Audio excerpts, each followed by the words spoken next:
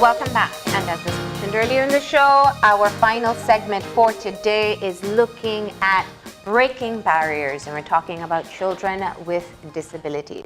Joining us for this conversation, we have the UNICEF Belize country representative, Ivan Yerovi. We have the Special Envoy for Women and Children, Simplis Barrow. And we have a consultant for UNICEF, Garren Lumpkin, who looks at the current Zika response, inclusive education, and early childhood development. I'm sure others as well will get into that. Good morning and welcome. Good morning. Thank you very much. Thank you. Now, we know that you are actually preparing for a regional conference that is going to be held in Belize, looking at children with disabilities. That's and right. The overall inclusiveness, education, employment, whatnot. I want to start off by just taking a look at our current situation. How are we doing in terms of ensuring that children with disabilities have the best quality of life possible? Should I start? Yes. It's a tough one, I know. I know, it's a tough one, but it's good to know where we are, to know where we want to head. Well, first of all, thank you very much for this opportunity. I think the country has made progress. Of course, we haven't reached to the goal of having an inclusive society. Of course, we can discuss about services available for children with disabilities. But for us, what is very important is to understand the problems that children with disability face on a regular basis. Usually, families do not bring those kids to the society. They are not integrated into the society. They don't have access to education, and later on, they don't have access to a decent job, for instance, right? So, for us, the first thing is to try to have a society that is fully aware of these issues and be a society that can, be inclusive. In terms of availability of services, the country still has, I would say, a long way to go. Because providing services for children with disabilities require resources, financial resources, require people well trained about those issues, and really people that know how to handle children with disabilities. But throughout all these efforts and the partnership that we have with the Special Envoy and the Ministry of Education and others, I think we have made some progress, but I think we still have a long way to go. So for the general public, so that they are aware of what you mean, for UNICEF, what does the scope of inclusion include? What areas specifically? Well, starting from when when a child is born, first of all, making a right diagnosis of the situation of the children. Later on, we're talking about access to early childhood development. We need to have, special services provided for children with disabilities, and then having access to education.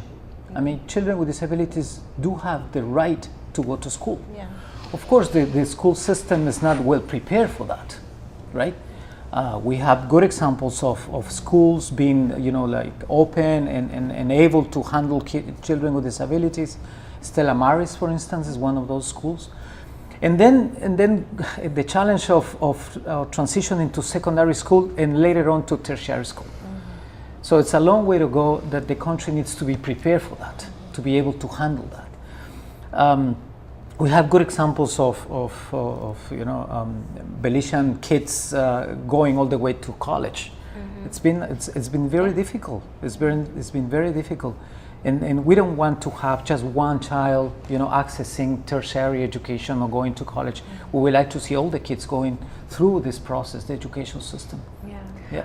I think that even though Ivan has painted a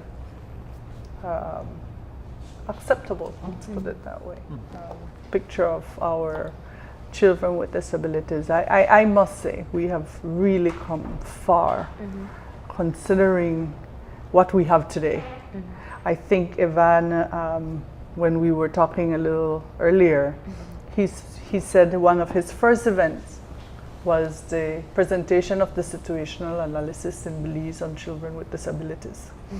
And at that time, we did not have anywhere for children to go to get the therapy that they need if they were born with a disability. Today, we have that.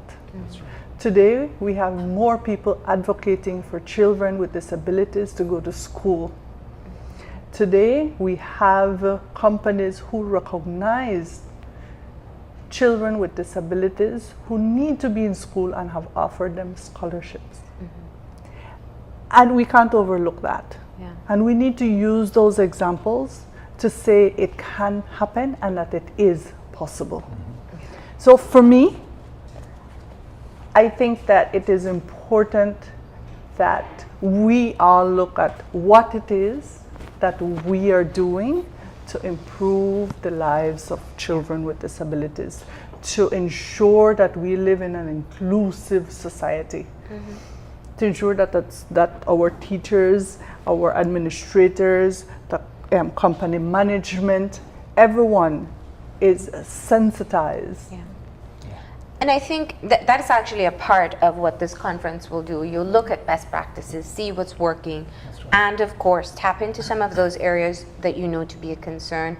Garren, you mentioned something so absolutely important in terms of looking at Zika response.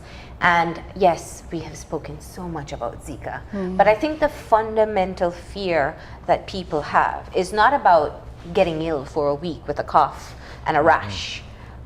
It's about the possibility of having an increased population of children with disabilities. Let's talk about what your contribution will be in terms of looking at what potentially can be a change in the landscape in this region in terms of number of children with microcephaly and potential other developmental defects that will come along with microcephaly. Well, one thing I think is important in looking at, the type of response in which at first in most of the countries there was a response more along the line of vector control, looking at the attempt to prevent, the impact of Zika, mostly, through the vector control and personal prevention. What's happening now is based upon experiences in Brazil, which is worldwide, the spark that has really, pushed this topic, is to look at how one can also respond, because the whole strategy of vector control is reducing but not eliminating the situation. So as what we're working on now is a combination of looking at personal protection, but also how we look at the area of child care and family support. Yeah. It is also raising the issue of that, in addition to looking at the impact of Zika, we also, I think most countries are looking at that many countries are not doing enough for other congenital malformations, children that are being born with disabilities. And so I think the Zika is also causing an awareness in the countries that we need to do more in the whole area. But what I think is important, and I'd like to kind of link it to what's happening in Belize. My first job with UNICEF in 1981 was to do a study on disability in Central America, and my first visit was to Belize in September of 1981, one week before independence. And so I can see since 1981 where we're at now. And one of the things I'd like to highlight, and it comes along the line of inclusion, is I think Belize is really moving forward with something that most people don't recognize. It's that the different sectors are looking at disability and to see how they mainstream the issue of disability and what they're doing, whether it be in social, health, and education. And matter of fact, today we have a workshop on looking at neonatal care and Zika with the Ministry of Health. So what I think is important is when we combine looking at when does inclusion start and when does it spot, it really starts even before birth. When you're looking at the prenatal stage, when pregnant mothers are identified, they're affected by Zika, how you begin to create and support families so when they look at the issue of disability, the possibility that there's more of a positive response. So what we're looking at and trying to do in terms of, in addition to vector control, is how do we work with families to make sure that that first contact, that first orientation is positive. Because in most countries, that first contact with the health sector is usually extremely damaging. Now, Garren, you bring a very unique perspective, because I'm very sure, based on conversations I've had, and I'm sure everybody else here has had, that once upon a time, children with disabilities were locked up in a room in a home that, and were never exposed to even sunlight because there was so much stigma and discrimination. How much does that impact, this discrimination and stigma that people still face today? If we're to be very realistic about the situation, how much does it impact the type of care that a child can have access to, or a person with special needs or diverse abilities may have access to? Well, I think that what we look at the issue of inclusion, and I'm going back to the theme of the conference, is that the inclusion, many times we look at adults and we look at inclusive education when children start school. But inclusion really starts at that first stage, and inclusion starts within the family environment. And so if families are not supported, if the health sector, others, create this negative vision, the helplessness, that really starts almost, the impact on the child at the first stages. And we know it in terms of child development. And this is what I'm really impressed with Belize in terms of the understanding and working together, the different ministries around early childhood and parenting, is that the stigma and discrimination, if parents have a negative attitude caused by the bad advice they get at first, it starts the whole process of exclusion. And inclusion really starts at the first stage in the home environment. That first contact. Exactly. What parents do when a child is born with disability really determines a lot in the future. Sometimes parents don't know what to do. And sometimes they don't know what to do. That's the point, we it's have parental. seen a huge change in attitude at the Inspiration Center. It's because they have that access. And parents, even siblings. I had a little boy who came up to me and said, this has really helped my little brother, just coming here and getting the therapy. He's doing other things that he wasn't able to do before. As it relates to the strides in our Belizean education system, we talk about inclusive education, not just for children with disabilities, but for families as well. What kind of programs or courses are available for families who may have a child born with microcephaly or other birth defects that might lead to disability within their lifespan? What kind of educational courses are available for families in this instance? Are you talking about Belize or in general? In the context of Belize. In the context of Belize. I think right now what's happening is that if a child is born with a disability, the gynecologist doctor would recommend that child to the Inspiration Center. And at the Inspiration Center, another doctor sees the child and then determines a course forward. So every child is different. Right now, I think that's really where the focus is on, building capacity there. I think you bring up a good point for parents. At the Inspiration Center, they encourage parents to come to see the therapy that the therapist is doing, so that they can then go home and implement that practice. Right, incorporate that in their daily lives. One thing I'd like to mention, and I really would like to talk a little about what I see after so many years of having contact with Belize. The important things that I think many times we don't recognize the advancements in Belize is exactly this. Early learning doesn't start when children enter school. It starts in the home environment. So this work with parents, and like what you're saying in terms of that first advice is important. So what I think is important in Belize is that I'm really impressed with the different ministries working together around how you look at the life cycle, how you work with parents, recognizing that to be ready for school doesn't start the day before going to school. It starts when children are born and the parenting and the stimulation going on and the program, the roving caregivers. I was just going to say. Yeah, it's so important. That's through the Ministry of Human Development, and I've always said I can't imagine the impact it must make. I mean, whether you have other children or your child with a disability is your first child, having someone come in and show you and explain to you how you can help that child learn from a young age has to have great impact. What Garren is mentioning, I think, is very important to underline the importance of working, the three ministries working together. Very important. Health very has important. I mean, Huge role. because I mean, 98% of the deliveries in this country happens in hospitals, in the public hospitals. So that's how the health sector will recognize or diagnose the children with disability. And then we have human development with the roving caregivers.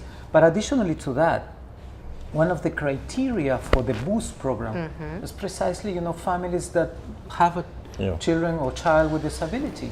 How, of course, is a financial contribution to the families, but still, I mean, it's part of the social protection system. And changing the criteria to include families that do have a child with disability, that's part of precisely this integrated approach to deal with children with disabilities. Now, let me touch on a sensitive area here, because I think it is absolutely important. The theme, and I love it, it talks about an inclusive society. We're not saying inclusive schools, we're not saying inclusive families, we're saying a society in general. And where it comes to education, if we go early childhood, we have the roving caregiver, the BOOST program. Where it comes to education, there's Stella Maris, there's some great examples of inclusion within mainstream schools with children who are blind, children who are deaf. We have Rowan Garrell, who's gone off to college. We have Dr. Einstein Bowden, who has returned as a medical doctor. So we have some highlights to be able to show. Earlier this year, I did a story with children from Stella Maris graduating. And I am floored by there has been a change in terms of having children acquire employment after graduation. But it is a struggle for them. And one of the things that we do find is that there's some disabilities that are easier for people to accept, while others are still very much stigmatized. There are children in this country who graduate from Stella Maris to go into babysitting care for the rest of their lives. And there's something about that. I understand UNICEF works with children, and Special Envoy, you've done work with the Inspiration Center. But it is crucial to understand, if you're talking about a society that is inclusive, that we all are able to adapt our roles in ensuring that children and eventually adults with disabilities have equal opportunities. What can be done? What has been done? What needs to be done to change the situation? Because I love the idea of an empowered child, but if they reach 18 and that's where their opportunities stop, then what's the point? I think that that's where a lot of advocacy comes in terms of advocating with companies to hire persons with disabilities.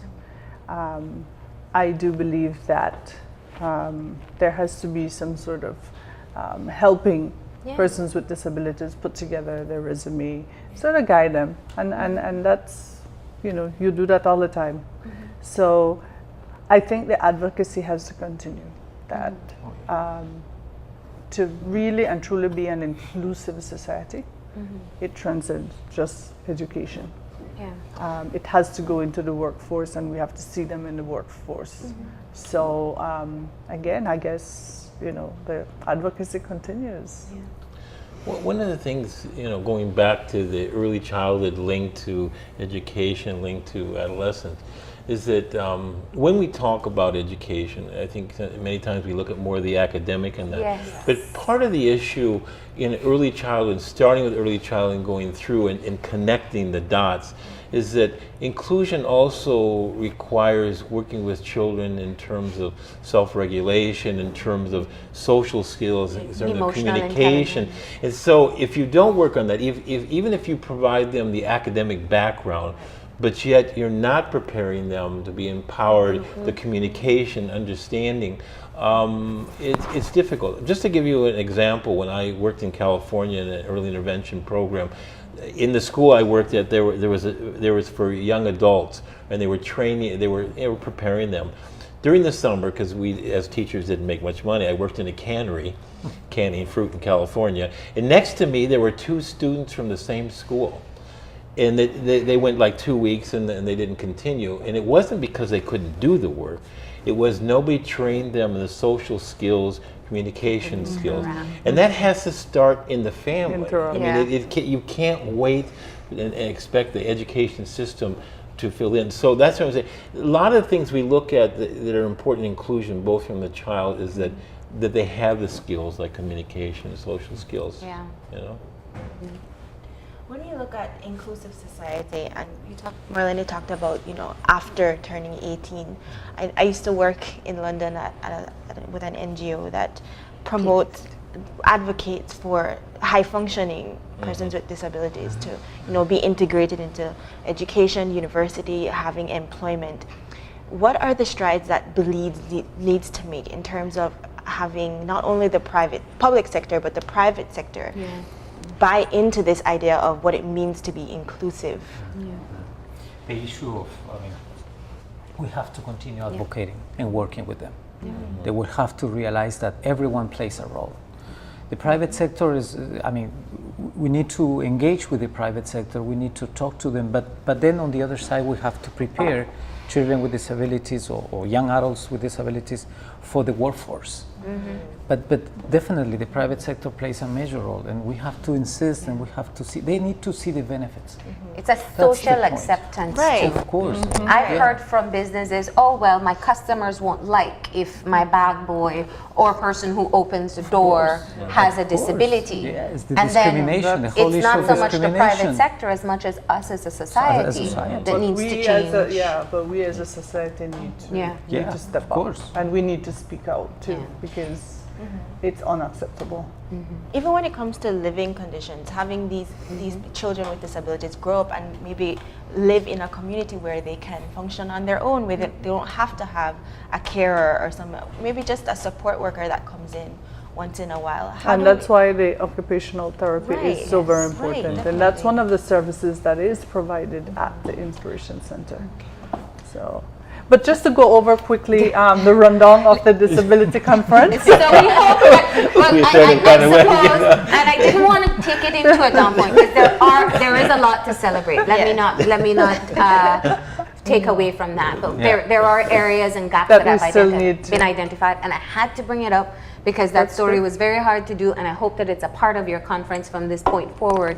But you have 2 days with quite some distinguished guests coming in as well. So let's talk about what's coming up over the course of Thursday and Friday. So we'll talk tomorrow, Thursday morning. We're having a walk with us, and this is really under the Special Olympics, UNICEF, and Special Envoys banner. And again, there's nothing we can do for persons with disabilities if we don't include them. That's right. And if we don't showcase them. So we're doing a walk in the morning tomorrow at 6 a.m. We'll be leaving the Radisson and we'll be walking over to MCC grounds, and there will be a football match with our children, with our Special Olympics children and other kids. So it will be an inclusive game, and again, it all has to do with inclusive, unified sports and that type of. So you start off with some exercise. Yes, we start off with some exercise because exercise is very important for our children with with disabilities. And then the official opening starts at 2. Okay. And right after our official opening, we go into a high-level panel. And maybe you want to say about those VIPs Yes, coming? the VIPs that will be on the high-level panel tomorrow. Well, we're going to have a video presentation of the Assistant Secretary General of the UN as the Deputy Executive Director of UN Women, another UN agency. Then we have the Development Consultant for Special Olympics North America, coming to country. We will have Patrick Faber, Deputy Prime Minister and Minister of Education as well, and the First Lady of Guyana, talking on this first high-level panel. Ended up with the presentation of a child living with disability. That is so important to listen to them and hear what they have to say. Social event after that, and then we have on Friday, for the following day, we have Beverly Reynolds. She's the coordinator for health and human development for CARICOM. Our dear friend Garren, also speaking on early childhood development, progressive milestones starting at home.